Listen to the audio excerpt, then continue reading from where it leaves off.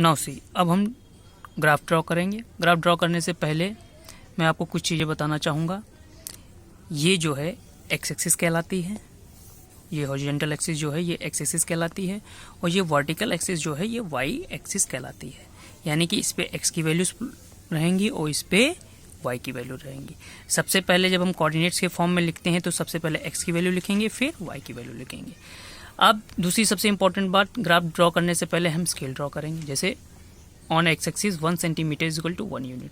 ये जो ब्लॉक होता है, जैसे यहाँ से देख लीजिए, ये पूरा ब्लॉक 1 सेंटीमीटर का है। इसी तरह सारे ब्लॉक जैसे हैं ये क्या है, सब 1-1 सेंटीमीटर के हैं। ये पूरा ब्लॉक यहाँ से लेके ये पूरा ब्लॉक जो है 1 सेंटीमीटर का है। अगर किसी को समझने में प्रॉब्लम हो रही है तो मैं पेंसिल से बता देता हूँ। ये पूरा ब्लॉक जो है, ये पूरा ब्लॉक 1 सेंटीमीटर का है। यही हमने स्केल में माना भी है।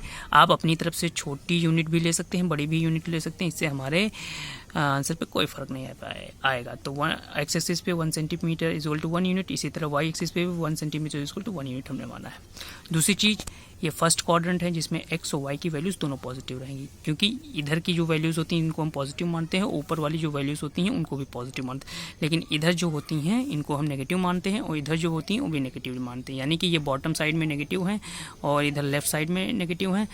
यहाँ जो वर्टिकल अपर साइड में गई ये पॉजिटिव हैं, और ये जो इधर राइट हैंड साइड में गई हैं ये पॉजिटिव हैं। मेरे ख्याल ये चीज़ क्लियर हो गई। तो ये फर्स्ट क्वाड्रेंट हो गया जहाँ पे एक्स वाई दोनों प्लस रहेंगे। ये सेकंड क्वाड्रेंट होगा जहाँ पे माइनस एक्स रहेगा और वाई पॉजिटिव रहेगा। ये थर्ड क्वाड्रेंट हो गया, यहाँ एक्स और वाई दोनों नेगेटिव रहेंगे यानी कि माइनस में रहेंगे। ये फोर्थ क्वाड्रेंट हो गया जहाँ एक्स पॉजिटिव रहेगा लेकिन वाई नेगेटिव रहेगा, क्योंकि ये नेगेटिव वैल्यू दिखाएगा। अब चलिए शुरू करते हैं टेबल बनाना। अब टेबल वन में पहले क्या आई, 2,3। अब हम 2,3 प्लॉट करेंगे।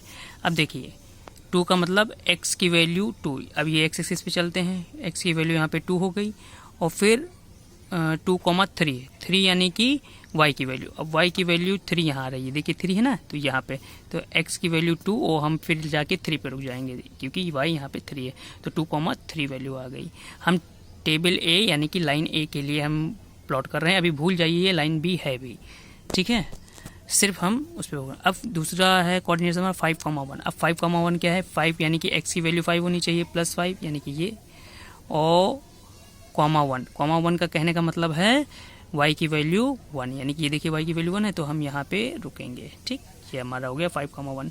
उसके बाद टेबल में आ जाइए, यहाँ पे वैल्यू है आपका 8,-1 यानी कि x की वैल्यू 8 है।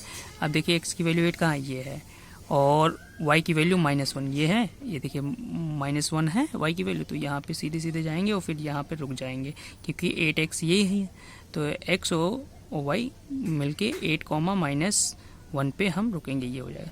अब उसके बाद सीधा हम इस लाइन को हम जोड़ देंगे, ये स्ट्रेट लाइन हमको मिल गई और इसको हम कहेंगे लाइन A। भूल जाइए लाइन B है अभी, ठीक है। अब ये लाइन A बन गई। अब आते हैं टेबल B पे, तो अब हम लाइन B बनाना शुरू करेंगे। देखिए तो इसके लिए क्या है, 1,4 यानी कि x की वैल्यू 1, ये हो गई एक्स एक्सिस पे x की वैल्यू 1 हो गई, और अब y एक्सिस पे y की वैल्यू हम 4 देखेंगे यहाँ पे है, तो हम 1 बढ़ते जाएंगे और यहाँ पे रुकेंगे क्योंकि यहाँ पे ये देखिए y की वैल्यू 4 है, तो ये 1,4 हो जाएगा। इसी तरह आ जाइए 6,-1, देखिए यहाँ पे 6,-1 है।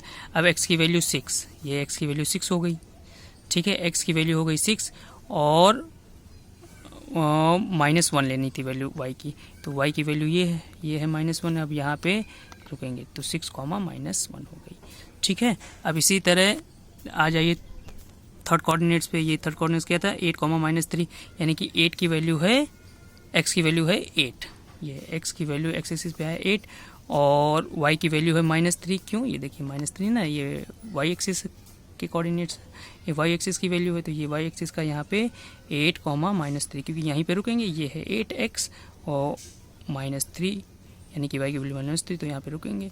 अब फिर हम इन सारे ये जो टेबल B से वैल्यूज़ आई हैं इन सबको हम एक जोड़ देंगे तो एक स्ट्रेट लाइन मिलेगी। ये देखिए ये इंटरसेक्ट जहाँ हो रही है यही वैल्यू होती है गिवन साइमल्टेनियस इक्वेशन की, यानी कि 2,3 हमारा सोल्यूशन है गिवन साइमल्टेनियस इक्वेशन का, क्योंकि ये यहीं पे इंटरसेक्ट हो रही है।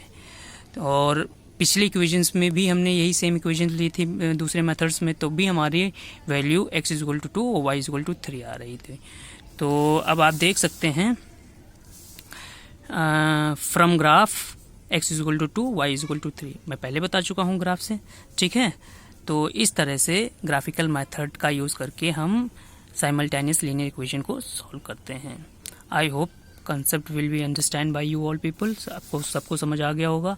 अब देखिए, जैसे हम ये वैल्यूज़ ले रहे थे, कुछ लोग सोच रहे होंगे सर ये अलग अलग वैल्यूज़ आप ले रहे हो, हम कैसे समझेंगे।